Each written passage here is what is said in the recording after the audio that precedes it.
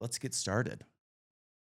All right, so I'm not an economist, but I think I have a pretty good solution to either eliminate one third of the national debt or deport all the people who are here illegally. Yeah.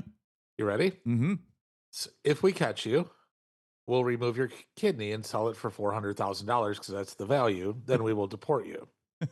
If we catch all of them, that knocks out about 14 trillion in national debt. But I have a feeling that they'll self-deport as soon as they start losing body parts. You can live without a kidney. You can. Yeah. You can. It's Roll the almost intro.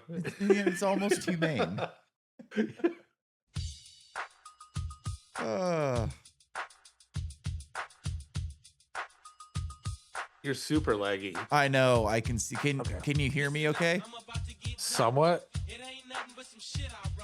Oh, what's going on? It's time for another episode of Too Hard for the Radio, transmitting from the future free state of Greater Idaho, where I'm lagging like crazy. Hey, I Oh, there think we I'm go. back. I am the Yeah. one-armed madman, and from Music City, America, the great Daniel Steele. Dan, how What's we going on, doing? everybody? Back in gear. Back in. Oh, there I go lagging again.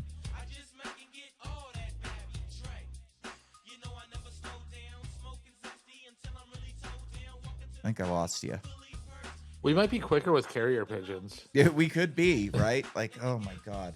This sucks. This never happens to us either. Like, we're always fucking going good. And now we're just all kinds of jacked up. Let's see if it looks like That we're seems back normal. again. Okay. I want to just make sure that I'm plugged into a hard line of internet rather than stupid Wi-Fi. Yeah, I'm plugged in a hard line. So we'll see what happens. I'm lagging again, but I can hear you okay, and that's all that really matters to me. Uh, Yeah. so how we Looks like you doing? got your winter beard going. It's an all around beard. I've had this fucking beard for a long time now. I haven't shaved my entire face like down to nothing since I was like, I don't know, probably in my 20s at some point, like, and now I'm almost 40. So, like, this is kind of funny. I worked at this restaurant when I was living in Southern California from like the time I was probably 18 to 22. I worked there and they had like a facial hair policy at this restaurant. It was a corporate restaurant. And essentially, like, you could be clean shaven and you had to shave every day, or you could have a beard, but you weren't allowed to have a 5 o'clock shadow. Oh So, wow.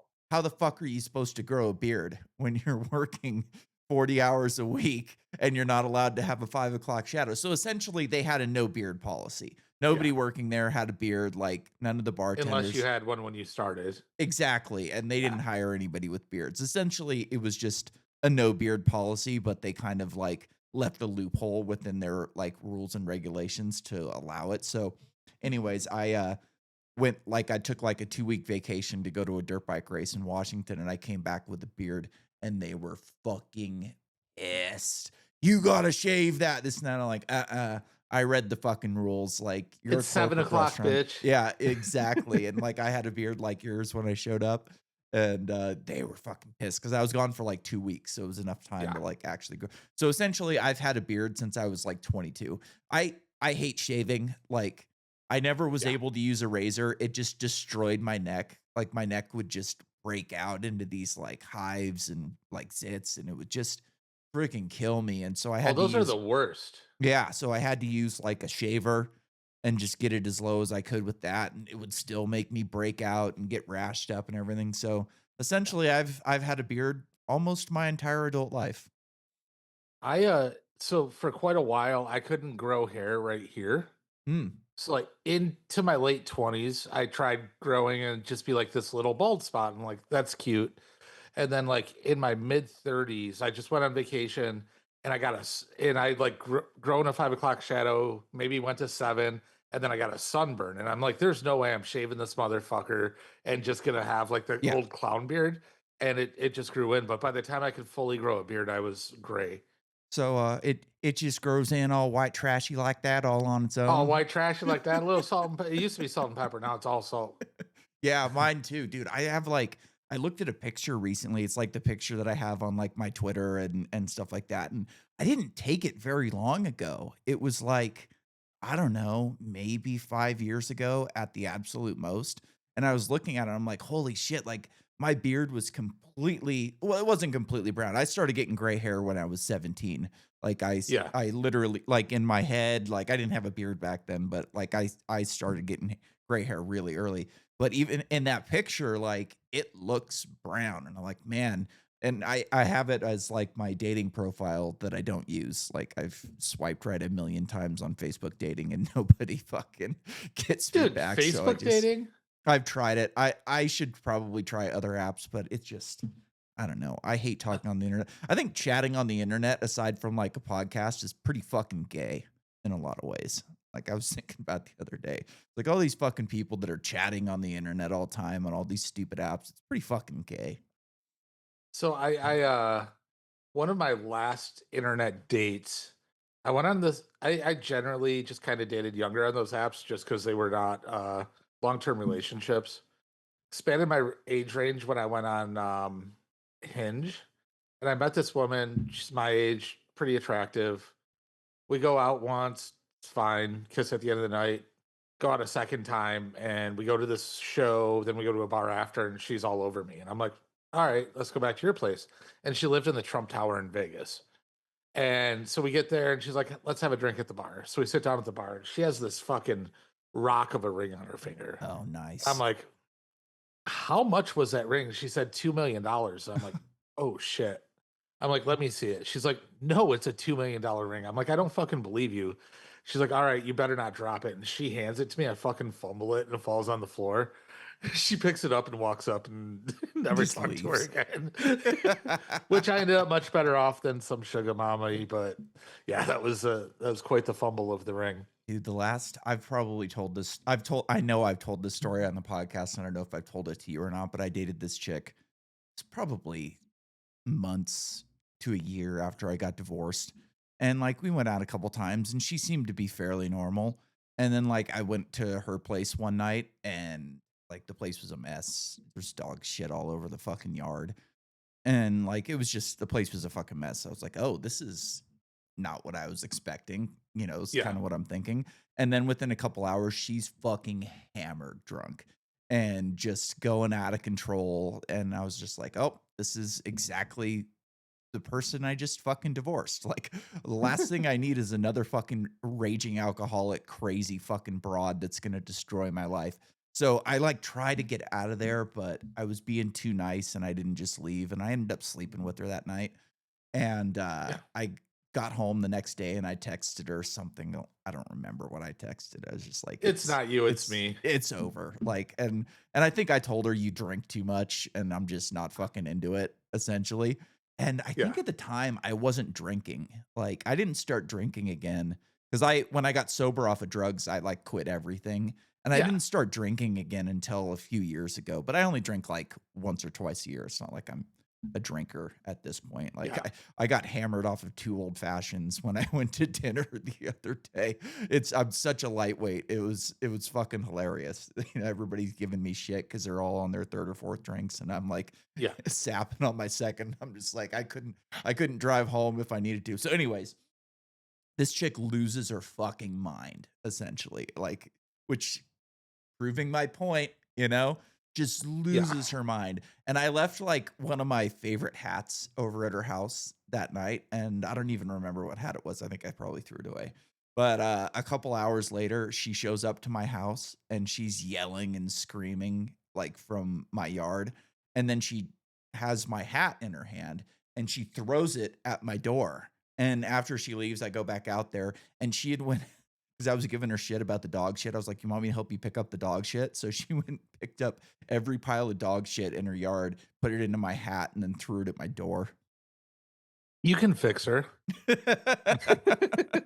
She wasn't hot enough to fix. Yeah, I fair. guarantee you would not say that if you saw her. Yeah, She wasn't terrible, you know, but she was like a 7 maybe, you know, it wasn't worth it to me.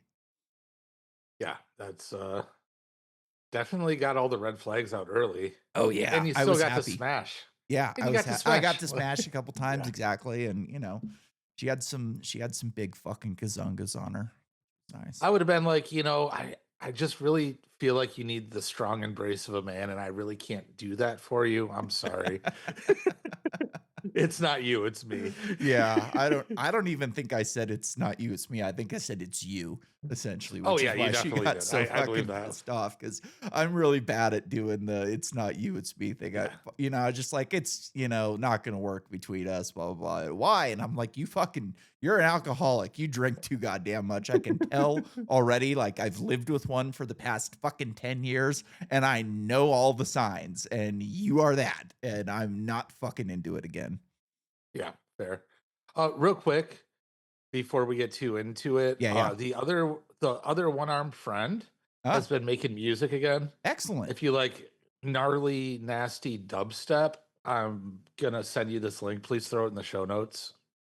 Absolutely. Yeah. I will do that.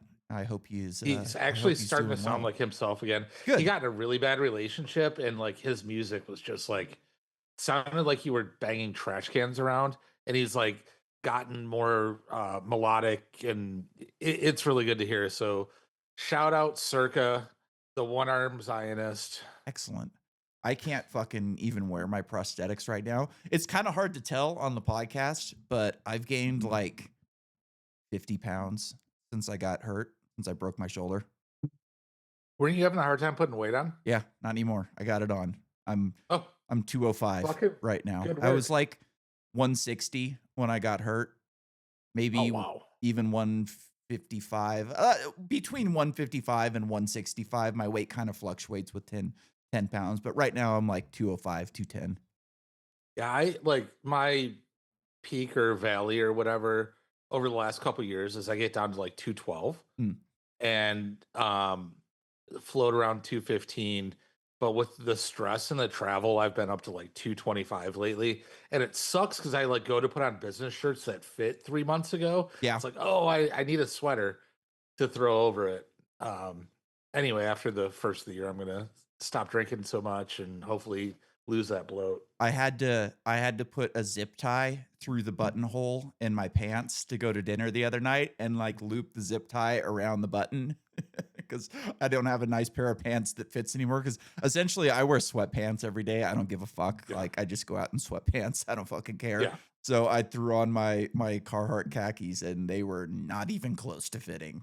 But it's good weight. That Like makes I don't sense. look super fat and like I can kind of you know The bump beard covers like, the kind of chins. filled me out a little bit. My arm's Yeah. looking like a normal arm again. Like, I've got some muscle and What? Oh, stuff because you've been around my working in the garden too, right? No, it just like, for some reason, when I put weight on, it just kinda turns into muscle. Like, I Oh, do have, like, a little bit of a gut going on, but it kind of is just balanced out. Like, I'm sure it's mostly fat, but, like, it doesn't yeah. look like it. It looks like mostly muscle for the most part. Like, I've got pretty decent genes, but except for the ones that don't fit me, those aren't decent anymore. I started working out pretty seriously. I think this is the third year, and the goal is generally go to the gym 150 times a year, which with my broken toe, which we Yeah. can get to, is going to be close this year. But I don't use a trainer, and I don't know much about the theory of bodybuilding. So I went to my buddy's wedding, or I was going to my buddy's wedding in April, and it's like suit jacket, jeans, or sport coat, whatever you call it. And I go to put my sport coat on, and I guess this part here has grown so much muscle that when I put it on, I have to stand Oh, like this, and then the sleeves are like this. nice. And I weigh like 20 pounds less than I was fat wearing that, but it's just like all of this Yeah. muscle just right here. That's This is the where muscle I gained, and it just pulls the shirt up like this Yep. or the jacket up like this. So I I don't know. have I'm been fucking swole, bro. I haven't been lifting, but I have been doing like I have exercise like really stiff like exercise bands that I've been doing Yeah. with this arm. So like I've put on a ton of muscle on my left arm and my shoulder blade, which is what I really needed because like I think that's Yeah. why I broke my shoulder is because I let the Yeah. atrophy just get out of control essentially. And Yeah. like it's big enough at this point where I can't even wear my prosthetics, which sucks, but also a good thing because, like, I'm not in as much danger of, like, injuring myself again. That's fair. Like, even What's my my ideal weight for sleeves, you? like, at what's that? What's the ideal weight for you? Like I 180? feel pretty good right now at Okay. 200, you know? How tall are you? I'm like 6'3", 6'4". Okay. Because I think like 185 would be like optimal for me.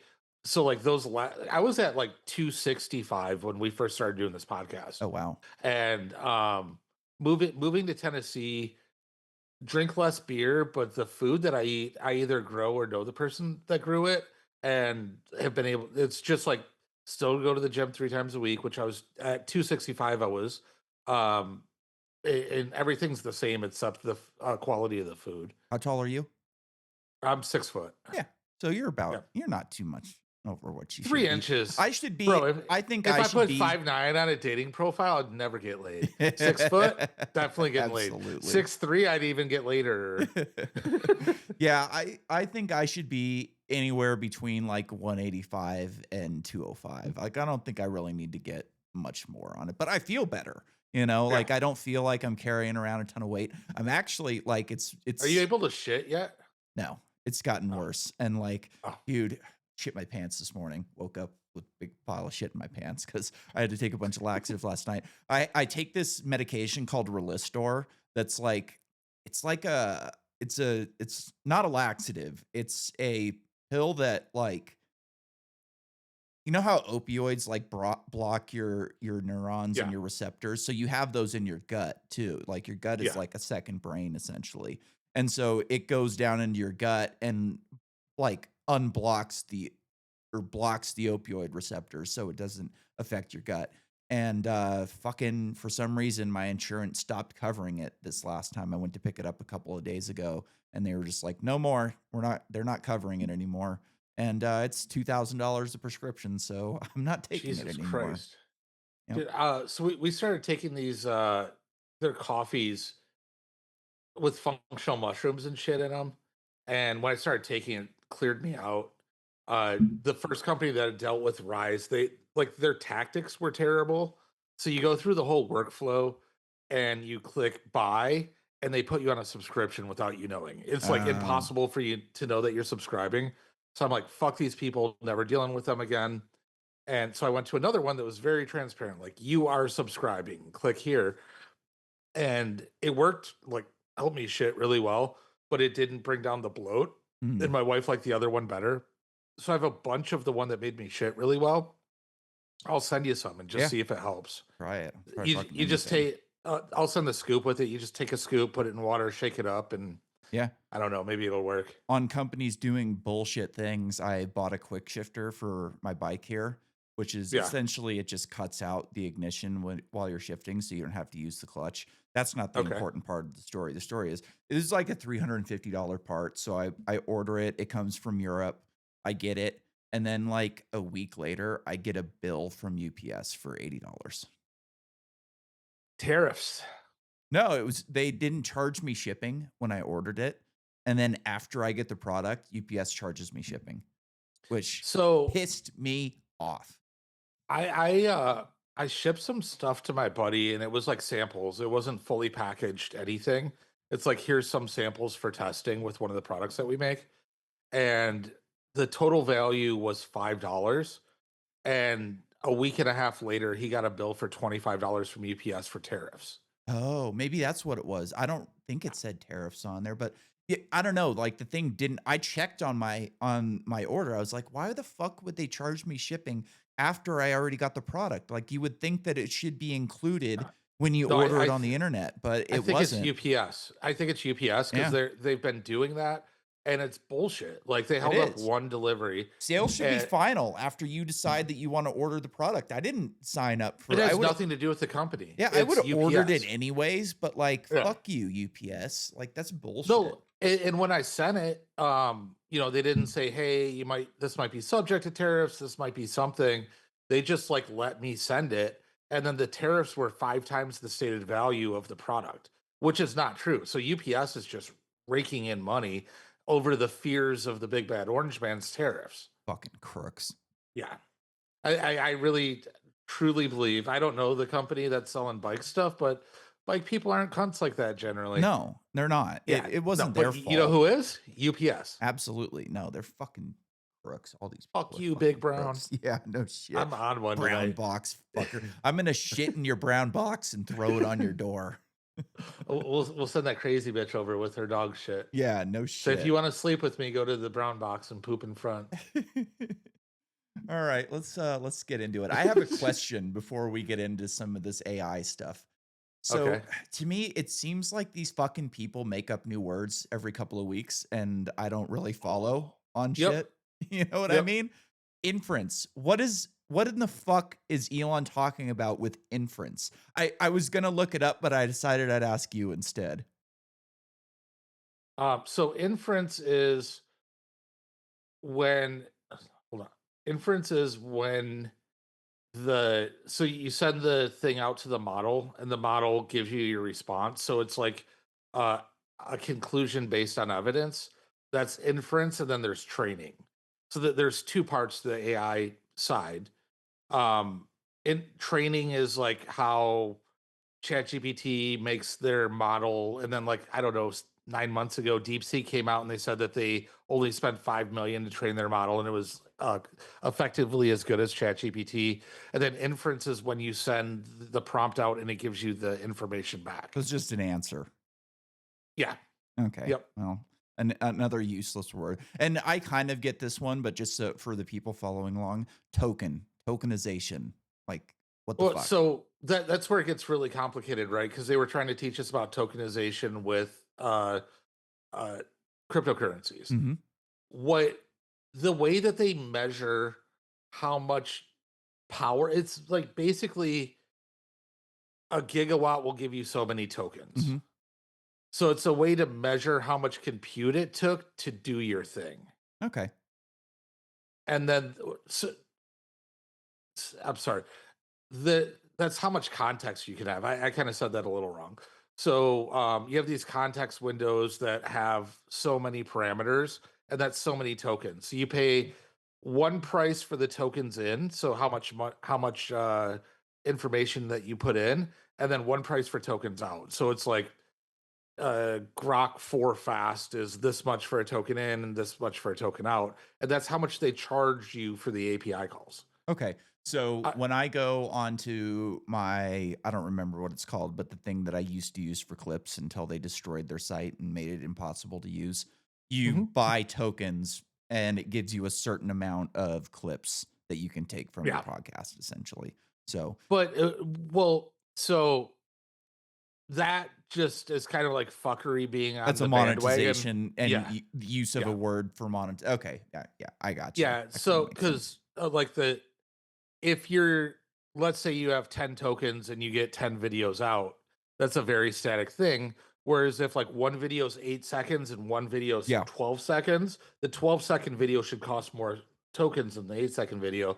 But if they're like, you get this many tokens and you get this many videos, they're just doing fuckery. Yeah. They're just ripping people Yeah, off. That yeah, makes sense. All right. yeah. Are there any other terms that we should be aware of? Dude, it's so hard to keep up with. It's like a different language all of a sudden. I understood a lot of this shit early on, and now I swear to God, every time I listen to a podcast where you've got some AI expert or Elon or they're spouting out these bullshit terms that I don't fucking understand. Where like you could say answer instead of inference and make it clear, but like I'm listening to him on Joe Rogan, I'm like, I'm pretty up on this shit. Like Well, like so I talk to you all the inference time has been and around. Inference has been around for quite a while, but if you say answer, it doesn't quite capture the work that it takes to make the answer. that's fine. And My yeah, point is just that he's using terms that people don't understand. he's a Like, fucking alien. yeah, Yeah, and learn how to talk to normal people a little bit, Elon, because he doesn't I have to. I was getting lost a little bit even in his Joe Yeah, Rogan interview, and I'm like, if I'm getting lost, these meatheads in the gym are really fucking lost and have yeah, no fucking clue what you're talking about. And maybe that's the yeah. point. Maybe they don't want us to know what they're talking about anyways. That podcast was the most depressing podcast I've watched in a long time. It's difficult to it was a difficult watch. Like I So totally agree with you. So when I sent you all in, you're like, I have Elon I'm fatigue Eloned right out. now. Yeah. Yeah, and I get it after because I watched all in first, and it made me like hopeful, and then watched that like all fucking 3 hours and 40 minutes of Yeah. it. I had to do it in chunks, and it was just like sad. Yeah, it was Just too like sad much. It for the was hope of just humanity. I If hated it. everything doesn't if everything doesn't hit perfect, we're fucked and we might be fucked anyway. Yeah. Well, that was my summary of the Joe Rogan experience Yeah. with Elon Musk. Yeah, Yeah. and like he's not wrong. He's not right either. Like it was just a lot of like hypotheticals that nobody can really answer, but it seems like Yeah. the Well, hypotheticals if are all really bad, for the most part. Even the good, even his good outcome is a communist state, essentially. well, yeah, so my problem with communism is there's a person involved Yeah. and it takes the power. Like in a very idealistic way, communism should work and that's how it sells people and that's how they get caught. Mhm. But so you have to transfer everything to one person or one government or one something. But if that one something is making so you're taking the works of man and transferring it to the state, and then the state's supposed to redistribute it. But if not the state, but the overarching thing is create the thing creating wealth, and then you're distributing it. It's turning the model upside down and could be the right way. Um, I also just like after I've been dealing with American manufacturers lately, can't get too far into the weeds just because Yeah. NDAs and shit that I wrote, but in general, there's nearly 100,000 companies in the United States that make things, and they make between 25 million and 900 million a year. And they're profitable businesses, good, just like Heartland America Mhm. businesses. Go by thin margins. And going and talking to them, they're using computer systems from the 1970s and 1980s. Yeah. And the basic flow of that was okay, we have computers that work. This makes things way easier. To here's Windows. Windows fucking sucks. It's no better than what we're doing now. And we already have all our systems in place, so we're not going to upgrade. And then Windows upgrades. And then we get to cloud. In those upgrades, it was never the juice was never worth the squeeze to go over to Windows. So now you have these very old systems trying to interface with cloud, which you just couldn't because Yeah. it was hard with new systems to interface with cloud when it was new. And It's it's a still not the easiest thing in the world. it's a boomer messing with a cell phone. Yeah. So, They can but kind of now get it that to work, but they really have no fucking clue what they're doing. no, like you couldn't get these Unix based systems to interface Okay. with cloud at all. Like it was just impossible. Okay. With like Windows, Apple, Linux, you could interface with cloud, but it was really hard when it started, and now it's kind of okay. But like if you wanted to talk about a language that you would understand talking to somebody, talk about like Route 52 and internet infrastructure. I've been working in it for 15 years and it's still fucking over my head sometimes. Yeah. And I mean, a lot of our banking system and our government is built on COBOL, which I Yeah, would imagine which can't is communicate with anything. Unix is one step above COBOL, like as far as like iterations and technology. But and COBOL's fine too now because with AI, all we need is a database, and then Mhm. we can pull out of that database. Well, COBOL is this very structured, very normal, finely tuned thing. So there's all of these companies in the middle of America that make between 25 and 900 million. That if a private equity firm buys their competitor, they're just going to run them into the ground in less than 5 years because you're just able to modernize so fast now with AI. Um, and it's that's actually really exciting to me because now those companies have a chance to compete and get in there. And without this AI bridge, they'd never be able to get into robotics. Mm. And robotics are very close. And I I don't think that China outcompetes us in manufacturing because of their cheap labor. I believe might have been true 10, 15, 20 years ago, but it's not true anymore. It's just now about automation. So Mm. now there's this great opportunity for American manufacturing to get into automation Yeah. and actually compete against China. I've got a guy I don't know coming on how the we got on that podcast. tangent, but I That's fine. wanted to I got a say guy it. coming Yeah. on the podcast next week to talk automation, and the difference between automation and AI and how it's going to, revolutionize manufacturing and all that kind of shit.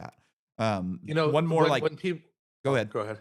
No, you go ahead. I was When going to when change the people talk subject. about agents, like, "Oh, I have an agent that does this, Yeah. agent that does that," most time they're talking about a cron job, which has been around forever, where the computer's like, "At this time, under these parameters, I need to do this one thing." Cron And job, huh? so yeah, I'm gonna It like write that down so chronological. I'm gonna write that down so I can ask this guy about it. Well, he's talking about automation and not Yeah. agents, Okay. so I don't know that it'll be great. Maybe. We'll But see. most times, if you're looking at buying an agent or talking to somebody to build you an agent, ask them if they're just building a cron job. Okay. This is for the benefit of the listeners too, because they'll be standing there going, "What?" And it's just snake oil mostly.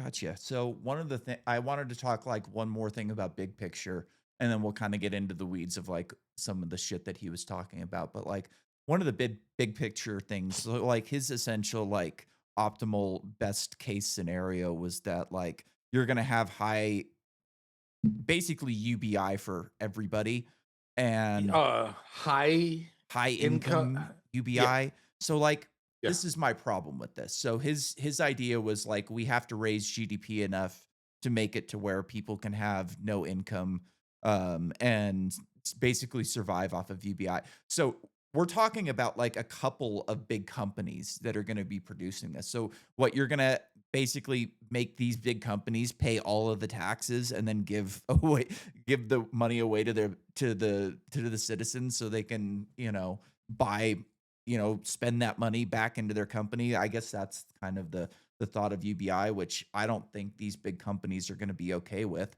And then another thing that he was saying was like Well, basically let's pause there sure. on the big company thing. I So the U.S. is basically says where the chips can go. Because Nvidia makes the chips. The chips are what runs your inference and your training. And the U.S. is like China can't have them. That's the way it's been. There's been export controls. So the Chinese have had to deal with not having strong enough chips to do what we're able to do here. And what they did is they went into an open source model. So one company does something, they publish it, 10 companies work on it, it gets better, it gets better.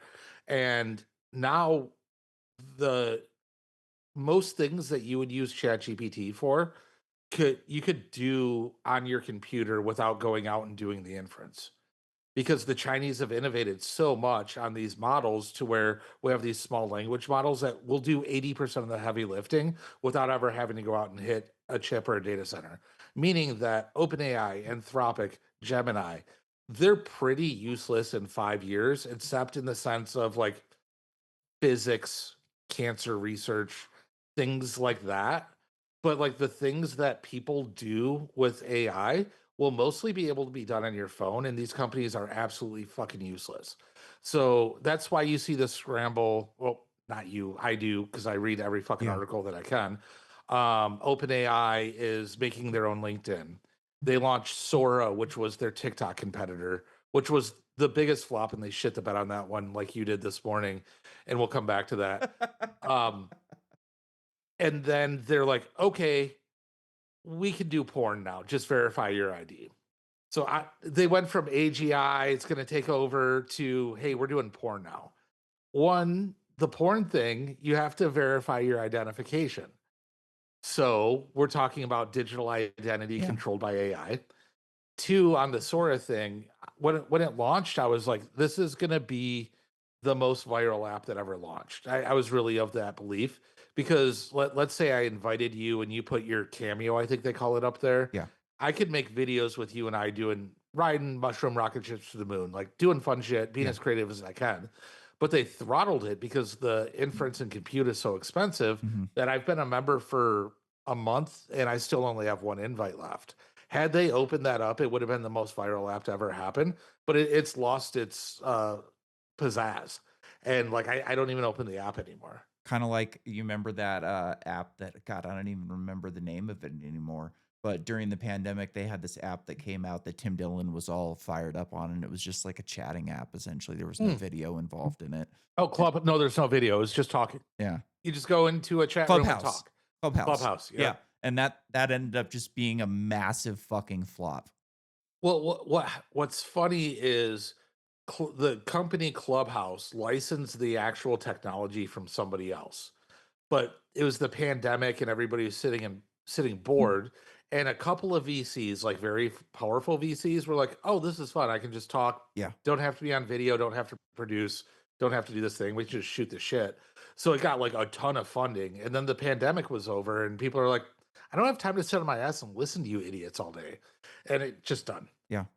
And the Yeah. audio interface sucked, like, the sound was Oh, yeah. terrible, like, Oh, eh, yeah. I I never was And then, all in on it, I never thought that it was gonna be great because I was used to listening to podcasts with great sound and, video and all that type of shit that I was just like, "This is like a cheap version of a podcast, like, just do a yeah, podcast," you know? Like, if it was you a wanna cheap talk, fix. just do a fucking podcast, like, it's not hard to I mean, how much did these mics cost? A couple $100, you know? Yeah. And then you can go Well, on and Zoom you couldn't and even use that you're mic. better. You So, couldn't. No, it was a phone thing.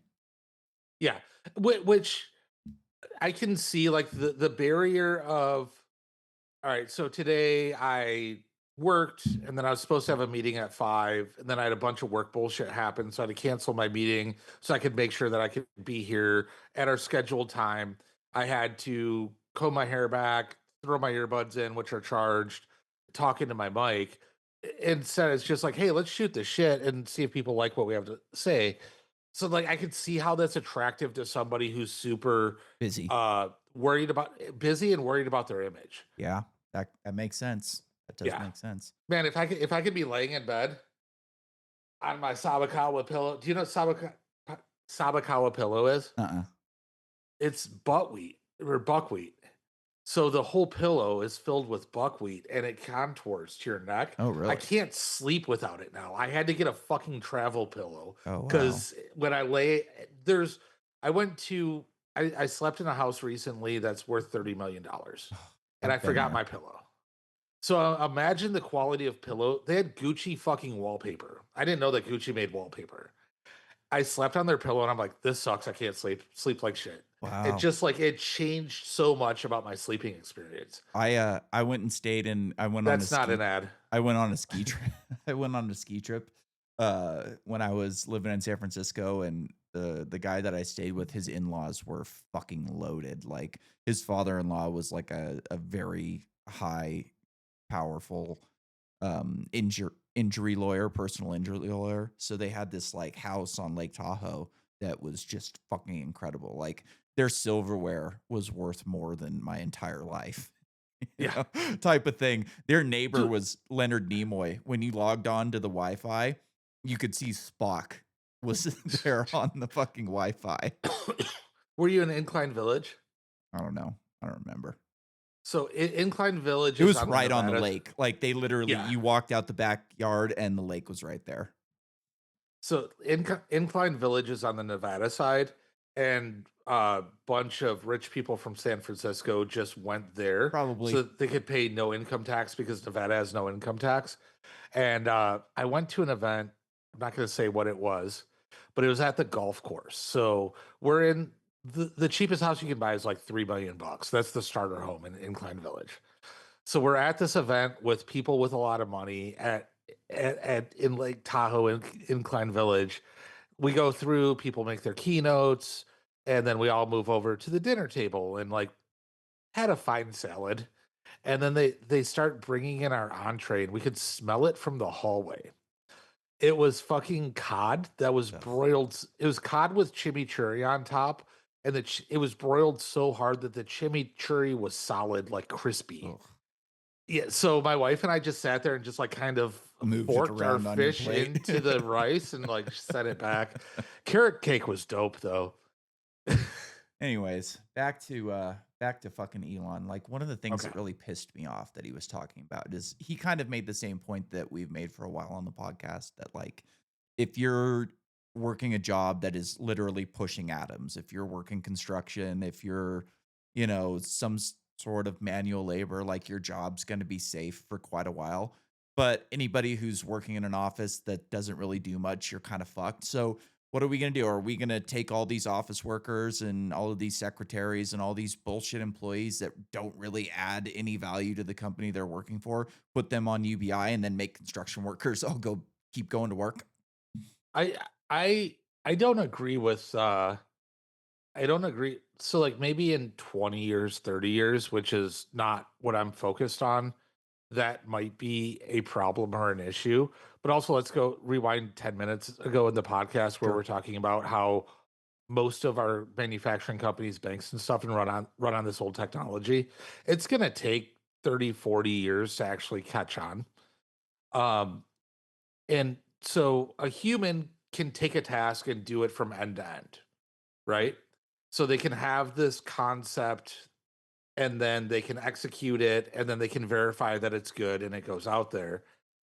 AI can optimize the middle.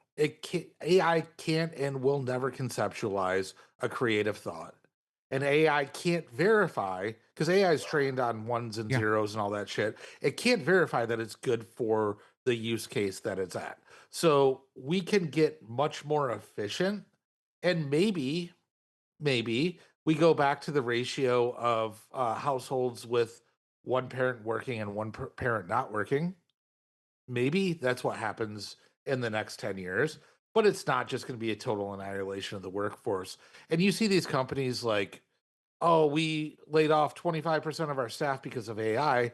No, you laid off 25% of your staff because you grew too big. You had these bloated Bloated. Yeah. DEI departments. The first thing that a private equity company does when they go and buy a company, they just fire like 50 to 80% of the people, just like Elon did with Twitter. Because these companies get really bloated and you have meetings about a meeting coming up that are completely unnecessary. They cut all of that out. Before, when you're trying to turn a company around or raise your bottom line profits, you would hire a big firm like McKinsey and you would say, McKinsey said we had to fire you. So we're doing 20% layoffs. Now they're just like, oh, AI, but they're not using AI. Gotcha. That makes sense. There's an MIT study that came out 2 months ago that the New Yorker quoted this weekend. Fucking losers. Yeah. They did a whole article about it, but 95% of generative AI pilots in big companies are failing. That's the headline, and then it goes to say that it's those companies trying to do it themselves and they don't know what they're doing. If they hire experts, 65% of the time it works. But like, there's no way we go from 95% failing, no matter how good they make the technology, to wiping out 80% of jobs. They're just firing people because they weren't needed. You don't need an HR lady. No, you You don't. need great management and a great lawyer. Yeah. My mom's thinks she's going to get fired from her job because her manager's a fucking loser and he brought HR in to kind of they're like task managing her essentially, like watching every and her explanation for it is that she's 2 years from retirement and they want to fire her because they're having to pay her too much to do her job. So they'd like to replace her with somebody cheaper and younger. And it's the government. Who fucking cares? Like, why are you so so She concerned about should go saving back money to for the her fucking handwritten government? notebook of every time that her boss made advances at her.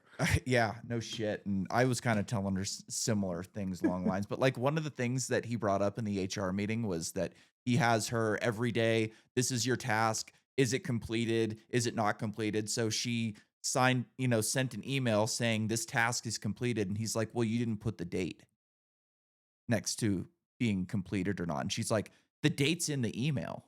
I Yeah. don't need to put the date. And she's like, I have to give you this stuff I have to finish this stuff every day. And the last 8 projects I've sent you, you've had on your desk for 3 months. It's like, Yeah. well, I'm a manager. I don't have time to do everything right away. So it's, Well, all joking aside, she should document, hey, this is done, print out those things, give them the dates, and she should definitely be able to at least make some money and not get paid off of it. But you can't sue your employer in Idaho, which is one of the downfalls that she's running into right now. Is it's a right to work state, and you just can't do it. So you still can. Yeah, oh, no. I ran a company in Nevada, which was a right to work state, and they still have some decency. But one thing I want to go back to yeah, no, on I the want to finish up on this too. We've only got 15 minutes, and I've got 2 more topics I want to cover. so on the end to end thing, humans can create, AI can't. They might be able to like solve some really weird science and math shit, but that's all based on parameters given to them. Let's say we cut off music at the Beatles, and that was all that AI had to train on. All we would have is these works that will be very popular because people like the sounds and the harmonics and shit, but we would never have Jimi Hendrix. Yeah. Um, So this or might give the Black Sabbath. or Black Sabbath. This might get and imagine if half of your time you were able actually to create about what you're passionate about. And as you create, those original things are going to need to get trained into the models and they become worth so much more. So, like, we won't need as many people working, but the value of the things that you create will become worth so much more. So, God forbid we have single family or single parents working and one parent that sits and takes care of their kids instead of having two tax slaves at a time. Yeah, Like, that's where I see it going. that'd be Where nice. Elon's already has civilization on Mars built in his head, which great, we need people to think like that, but like that's not going to be reality for quite a while. I don't know that he'll be able to accomplish it in his lifetime, to be honest. Oh, I Like, think no, well, I with think it Neuralink, I think he's going to be able to live to 300. that's possible. It's absolutely Yeah. possible. I've He's said like, before on how this do I live show. forever? I know. How do I live? I've Okay, said I'm on going this to show figure that that out Joe too. Rogan's probably going to outlive me. He's doing basically a science experiment on himself in life Yeah. extension. So I wouldn't be surprised if a lot of these rich people live for quite a while. Actually, there was recently, and then we'll get into this and get out of here. There was a study that came out of China, which who knows if it's true or not, but essentially they were able to de-age a chimp by like 20 years, essentially.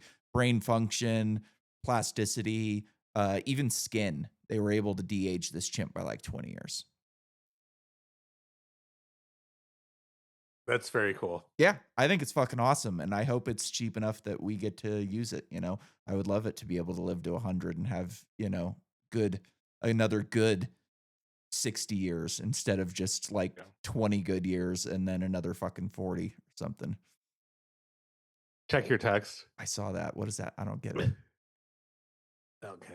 I Never must have mind. missed it. Sorry. Well, you can explain afterwards. I don't know. My head's on in. Oh yeah, yeah. Okay, I got you. I got you.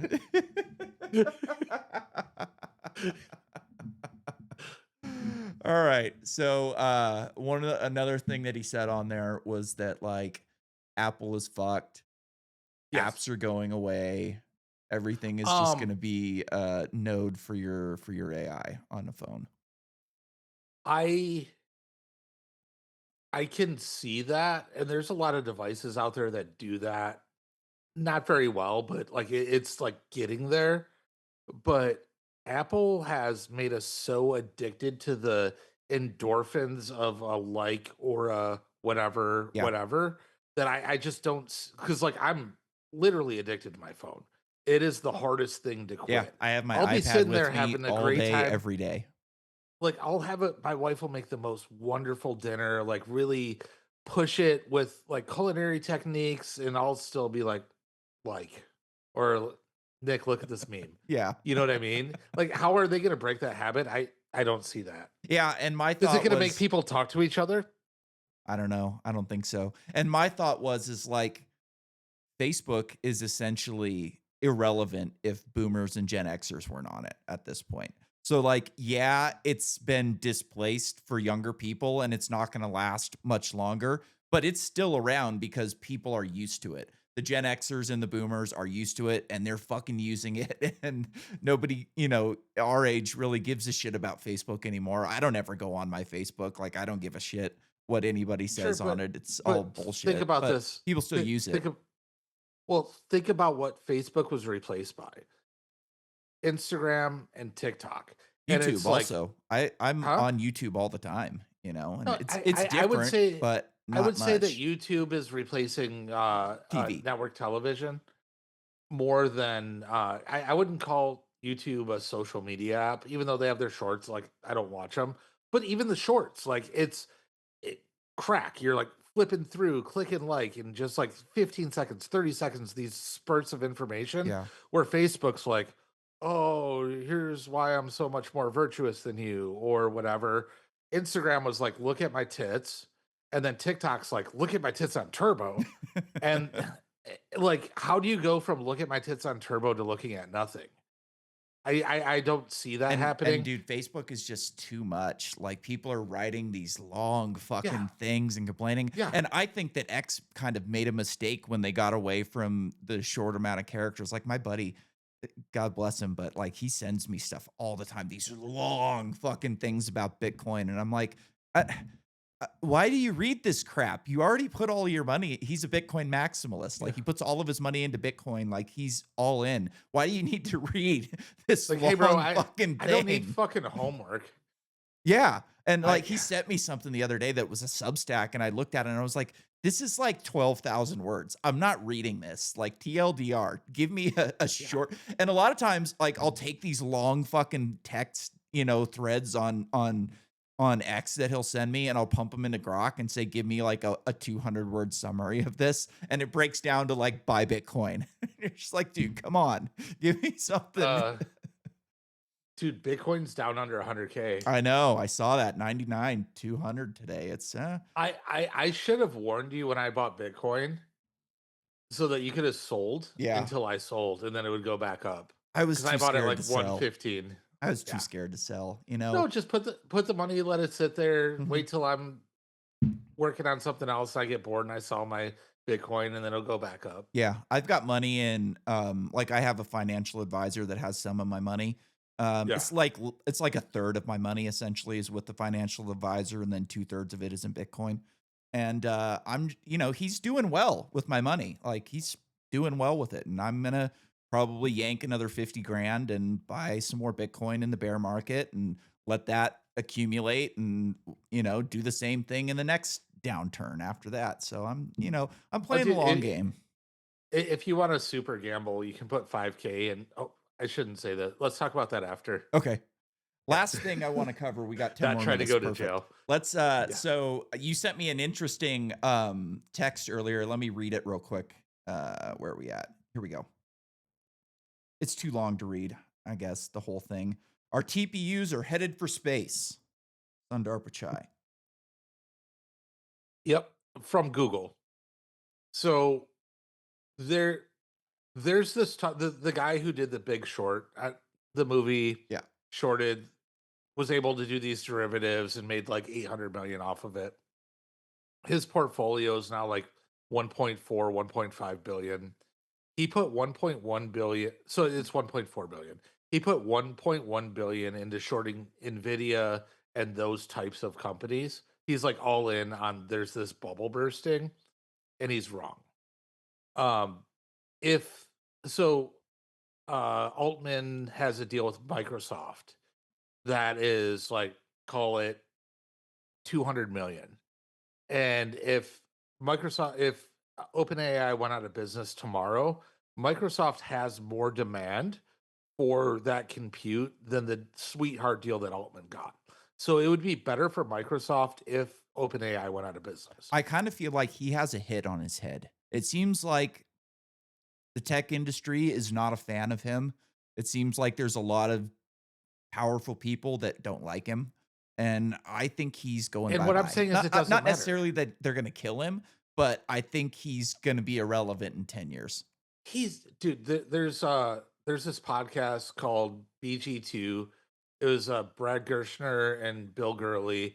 Bill Gurley's older. He's got to be in his 60s. He's like, I don't have time for this. I'm just gonna be rich, whatever.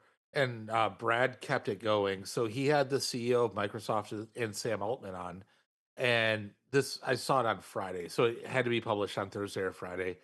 And this guy, like, this guy has a board seat or can influence the board of Facebook. This is one of the best capital allocators ever. And he's like, all right, there's this question where like you're doing 20 billion in revenue, but you're talking about 1.5 trillion in capex in the next 5 years or whatever. And Altman goes, if you want to sell your shares, I'll find somebody to buy them. I'm so sick of this question. Hmm. He seems like a bitchy gay dude. You don't even have to put that in there. It's that I just feel like kid. people don't like him, you know? I Well, I mean, I there's there was court papers that came out yesterday where remember when he got fired Yep. a couple I years read ago. I saw that chick talking about it that you sent me, yeah. Yeah. So like there's a lot of controversy there. And I'm guessing that the big short guy is like, oh, Altman's going down, which means Nvidia's going down, Microsoft's going down. But when we had the .com bubble, what happened was we were spending so much money to lay fiber, and we are overvaluing these companies, and we are building more infrastructure than we needed. Right now, we have a fraction of the infrastructure that we need. Our infrastructure is so bad Yeah. that Google has to send shit to space Yeah. to do what we And need to do. and I think that's their only answer if they want to avoid a bubble, because I really don't think that they're gonna be able to make large leaps with the infrastructure that we've got going on right now. Well, Like, that's not a bubble. That's it's not a bubble. The bubble would be that there's sure, not demand I get what for you're to saying. justify this valuation. Like there's going to be problems. It's going to be rough, but the bubble would be like, hey, we just spent $1 trillion on something that's going to return 200 million. Yeah, and my kind of point with it is like people are dumping a ton of money in there right now, and if they don't see results soon, that money is going to start flowing elsewhere. And I think No. the only way that they're going to, maybe not, I could be wrong about that. But I do think that the only way that they're going to make serious progress is through going to space, because how long is it going to take them to build the nuclear power plants or the whatever else, wind farms or solar farms, or yeah, even gas plants are way behind right now. Like, it is And all of bad. all that's going to do is drive up the value of compute.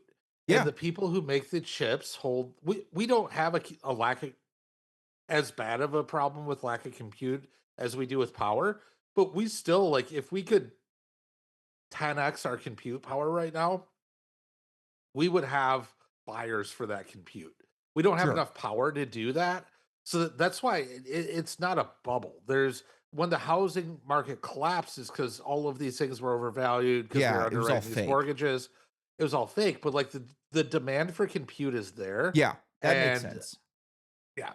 And So but I I do will think that, like, it seems crazy right now because we have almost no infrastructure in space. Like, we've got satellites, and satellites are, pretty easy to do at this point, especially with, SpaceX being able to pump rockets up all the goddamn time. But it's I think people really underestimate how hard it is to build a power plant in this country, yeah, and and I think you're absolutely right. When we've talked a lot about how bad our infrastructure is. And I think these very smart people went out and said, okay, our infrastructure sucks here. We can rebuild it here and just like deal with these all the legacy bullshit, Ma Bell bullshit or GE, or regulations. we can just put it up in the sky where so the main problems with doing inference or doing training is you have this very you have this chip that takes a lot of power and then Yeah, it gets heat. really really really hot. Pretty cool up there. Like I don't know if like you've been on a really hot airplane, you get up in the sky and Yeah, like it cools down. yeah. Go another however many thousand feet up. Like you have unlimited cooling, and also you have unlimited power because the sun you can move your satellites with the sun and it can just go all day Yeah, long. and it's So you still have this thing, cold. yeah. You've Yeah. got your power collectors facing the sun, and then you've got your radiators facing the earth, and it's still really cold on the Yeah. backside of that craft, Yeah. whatever you're building. And it's fairly easy to build solar panels. Like, we've got Yeah. a, like Elon was saying on All In, we've got a lot of sand on this planet. Yeah. It's fairly easy to do. And and that's just the beginning. Once you've got some actual infrastructure up there, now you can start talking about going and grabbing a rock, a nearby asteroid, and bringing it into Earth orbit and sending your drones up there, or even people up there, to mine and create things in space. Like, you can have a manufacturing plant or something like that, and space-based manufacturing is going to open up a lot of different things, like, especially probably for chip building. Because imagine if you don't have to deal with gravity, you don't have to deal with heat, you don't have to deal with power. You can do a lot of different things. Like, if you had an anti-gravity production line, I mean, you can just spin your chip around in a circle, and have Yeah. things just going in circles around it. You don't have to have a conveyor belt. You don't have to have people moving it from one spot to another or a robot moving it from one spot to another. You can have that thing sitting in a bubble with a bunch of different machines around it and just do, you know? Yeah. So I think that the fact that we're building this infrastructure in space rather than on Earth says It's more about how smart. fucking stupid the government is and how hard it is to do business Yeah. that it's like, oh, it's easier to do it in space. Yeah. Just imagine that. Like when we were in 8th grade, you know, this task that we should be able to easily do that China's doing very well, it's going to be easier to do in space because our government's so fucking stupid. Yeah. Are you familiar with the Kardashev scale? No. The Kardashev scale is, and they talked about this on JRE, so you might have missed it, or you might recognize it when I explain it. But it's about type 1, type 2, type 3 civilizations. So this guy Kardashev said if we're looking for, you know, civilizations out in space, like a type 1 would be able to make use of all of the energy on their planet, all the sunlight hitting the planet, volcanoes, you know, storms, like you'd be able to make use of all that. But when you start doing the math, that would require so much heat that you Yeah. would boil the fucking ocean. So like we're never going to get to that point on Earth. Gre- You're going to have to go out into Greta space. warned us about this. You know, and even like people don't realize that every form of energy has radiation in the form of heat, infrared Yeah. radiation. And like imagine if you start filling the entire fucking United States, the entire desert of the United States, the entire Sahara Desert with solar panels, you're going to change the albedo of the earth. You're going to absorb so much sunlight that it's going to absorb heat just like anything else would create heat. You know, recently they made new regulations for shipping boats that like make all these shipping containers and take them across the ocean. And it actually had the opposite effect of what they were trying to do. They were like, "Oh, we're going to get rid of all this heat and all this pollution across the ocean and it'll make the ocean cooler because it's not going to have the heat and pollution." Well, what happened is you've got less smoke from these ships and more sunlight is hitting the ocean and causing it to actually get warmer. You know, so a lot of these things that they're doing have they don't think them out. They just Yeah. react high time preference thinking and, you know, As much as I think that it's immoral to rule over a person, like that's my basic yeah. principles of living. A dynasty works better for a civilization. Mhm. We have 4 and 8 year cycles where you have to hit the note. Yep. And like China's thinking 1,000 years ahead Yep. while we're thinking about, well, if we don't end the filibuster, we can't open the government back up, which is going to make us lose the midterms, and then they're going to impeach Trump again for no reason. Yeah. With apparently no reason. I don't know. I know nothing about the guy. Just if the Democrats take control of the Senate, It's the he's worst going to thing get a that'll ever happen in the history of this country. right. So in order to stop their logic, which I think is very, very narrow sighted, is to end the filibuster so that they can open the government so that they can win for 2 more years. And that just says so much. While China and Russia are thinking, Russia's not really competing that much right now, but No. their economy is booming thanks to the sanctions that we put on them. Yeah. That's a conversation for another podcast. But like we're thinking in these 2 year increments, it's just fucking scary. Yeah. One of the problems that think, Russia has is their climate sucks and it's hard to get shit done there. You know, a good portion of their country is a fucking wasteland of cold. So it's harder to get things done. well, if you scale it down to the sizes of an average country, Yeah. it's fine. It's northern Michigan. Yeah. It's just not United States where we can Yeah. work year round essentially, or Yeah. China where they can work year round. And yeah, man, authoritarianism has advantages in the No, long term. I'm not even You know, saying they make it easy. authoritarian. I'm saying dynasty, not Dynasty. Sure. authoritarian. Yeah. Sure. Yeah. But yeah, you're right. Like Xi Jinping is going to be in power there for another, what, 30, 40 years until he dies, something like that. Yeah. You know, Yeah. he's got the time and he's a smart guy. Like this is not an idiot, you know? He's got a vision, Yeah. they have a And it, vision, and to, he's to, got the ability to actually see it through. yeah, and people villainize these people where it's like that dude is smarter than me for Oh, sure. absolutely. And it's just like, oh, fucking Putin. Oh, Xi Jinping. Like, These are oh, fuck that smart guy. people. Like, bro, like they're both smarter than me. Yeah, and they're And savvy, they're politically yeah, savvy, they understand power and influence, and yeah, like you said, dynasty. They understand what yeah, they've got a plan. These guys are not reacting like we are in the United States right now, where all these Republicans and Democrats have got their hands waving in the air and their hair's on fire because the government's been shut down for a month. yeah. Oh, one thing that I want to touch on, I know that we're a little over. I can go as long as you Um, want. yeah, fuck it, let's go.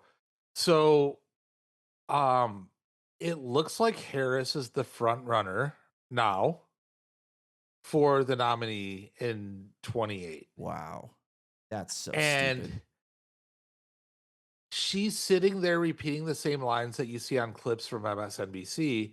And Republicans do this too. I'm not just trying to point out Harris, but like they read and see the headlines on legacy media and they talk to those points as if anybody watches it. Yeah, they're talking to each other, not the Yeah, country at large, yeah. No, you it's just know? like this It's a vacuum where bubble. they're talking about this thing Yeah. that nobody fucking cares about at all. They're Like still I operating on the old rules, you know? Yeah. Yeah, but no, but they believe it. That's the thing is Yep. like they're so how and it's like even the New York City mayor race, like your two choices are a communist born in Africa and a guy that killed 20,000 old people during COVID. Yeah, and did you see And that Trump that's the best you endorsed can do. did you see that Trump Yeah. endorsed Cuomo? Which is, Yeah. like, ridiculous, and my thought on that race in New York is, like, you people made your own bed, lie in it. I don't give a fuck who wins that. I really don't. If New York wants to destroy itself, let them. Yeah. There so there's no reporting yet. God. It's 9 o'clock. When is We that? should Is that election today? today. Oh, Yeah. wow, I didn't know that. I thought it was the 11th. No. Wow. That's today. Polls closed 2 minutes ago, Well, and it'll there's no take another 3 reporting. months for them to count all the votes. Also, one thing that's wild is so Zorhan and Silwa both got endorsements from two different parties. So their names show up twice on the ballot. And if you vote for them in either spot or both spots, they get two votes. So I'm seeing on X that Zorhan Mondani leads New York City mayor race over Andrew Cuomo. Oh, it just refreshed. It doesn't 51 say 45. when Governor Cuomo refuses to tax the rich, he's refusing to let workers enjoy wealth they created. Fuck you. These people are fucking moron. Taxation is theft. Capitalism is. Oh wait, no. It says this is Zorhan. Taxation isn't theft. Capitalism is. Ugh. What a piece of So shit. Let them have him. I If that's what they want, fucking go for it. Let no, yourself burn. that's the most important city in America with status quo. It really is. One thing that a perspective that I l- just started thinking about because somebody like alluded to it to a podcast I was listening to. Okay, Elon's a 500 billionaire, right? How much is Tesla worth? I have no idea.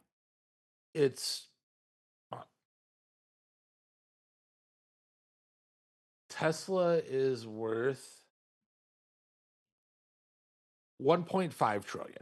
Wow. So if Elon's worth a third of that, but then you also have SpaceX and you have X. Hmm. SpaceX and X are like two of the top 10 most valuable companies privately traded. Um, so let's say he's created 2 trillion in value. He's only worth a quarter of that. So when you're like, oh, there should be no 500 billionaires, he created 2.5 trillion worth of value. So that means that the world got 2 trillion and he got half a trillion for that. So it's not like he's just hoarding it all. And then like Jansen, the CEO of Nvidia, that company is worth 5 trillion and he's worth like 400 billion. So that company he's created 5 trillion in value and all he's getting for that is 400 billion. If he didn't exist or we eliminated billionaires, who's going to make that 5 trillion in Yeah. value? These people have no Where's that idea how yeah. hard it is to run a company like that and how talented these people Dude, really are. my company is worth $15 million and I'm stressed as a motherfucker. We're Yeah. only like 8 months old. So like I've built that much value, and I like like even if you tried to cash it all out at once, I'd only own like 10% of the Yeah. value that I owned. If I was like, I have to sell my company today, it's not worth 15 million. It's worth 15 million based on growth and Yeah. trajectory. If I tried to liquidate it today, it's like maybe 1.5, $2 million because that's the contracts that we have. Yeah. And Um, then that would also screw your reputation and you wouldn't be able to build anything else, you know? yeah, yeah. What not even that. It's if so the 1.5 trillion that Tesla's worth, if everybody sold it at once, or if Elon sold his 300 billion worth of Tesla, that would drive the value down to almost nothing. So because like the stock market's just fake as shit. It's Yeah, based it on is. sentiment. Yeah. Yeah. So, and also on Tesla, what do you think about his idea of using Teslas as compute for AI? I think that I think that we touched on small language models for a little bit on this Yeah. podcast. Um, so we're good. Inference isn't going away because of small language models. We're going to need it. People are going to buy the name brand ChatGPT as Nikes versus like Payless shoes. Yeah. And people think AI is free, so they'll keep going to ChatGPT for free, and so you're always going to need that inference. But if you were running that on, you had this distributed network of inference, it could free up a lot of the compute needs that we need without killing I don't even want to say killing the power grid because like if you're sitting there and your car is charging and like you plug into the inference network, let's say Yeah. you make $2 or your cost of the supercharger goes from $8 to $6, let's say. We still need that power. But I think it can meet a lot of the needs that it's gonna scratch a lot of the itches that we have. Because I did you see the VO robot that came out? Yeah. So $20,000 robot. Oh yeah, I watched that review that you gave me, and I think that guy's a little bombastic because Yeah. I was expecting it. Did you see Um, the Wall Street Journal one on it? no, They had to have a guy with a VR helmet that doing so everything. if you one thing that I it was subtle, but they were transparent. So Yeah. if you watch the VO product launch video, like you can buy it now, it tells you when it's on autonomous. It doesn't say, "Hey, this is autonomous the whole time." It's very subtle. It's like autonomous mode, and it shows the 2 functions that it did, which I appreciated at least that transparency. So the rest of that video, there's somebody in VR doing those Yeah. tests. And the reason that you need to do that is the world is such a big place. Mhm. You can't model the world from a factory in Silicon Valley or Sweden or wherever the fuck they're from. Um, the way that I think about it is the Teslas had 20 cameras, 30 cameras, however many cameras on them for a long time before they even tried self-driving. 'Cause they were gathering They data. yeah, they need to gather the real world data. So when you buy this robot for 20K, it'll come with some shit that works, and then they give you time with an expert to help you train it. And they're telling you right now that you're gonna have to talk to an expert to Yeah. help you train it. But as you train it, let's say you get 100,000 of these out in the world, they're like, okay, most kitchen counters are this high. Mhm. Most dishwashers work like this. Like you see one of the funniest tweets was they showed the robot trying to open the dishwasher. It Yeah. was just stuck there. It's like, oh, I wanna spend $20,000 to simulate having a roommate on ketamine.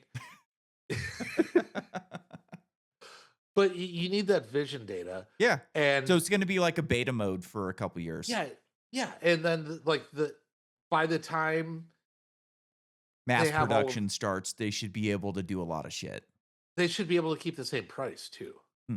So I buy it today or I buy it next year for 20K And I think in 2 or 3 years, when they have all this vision training in, you would be able to buy it for 1/10 of a Bitcoin, hopefully at that point, Yeah.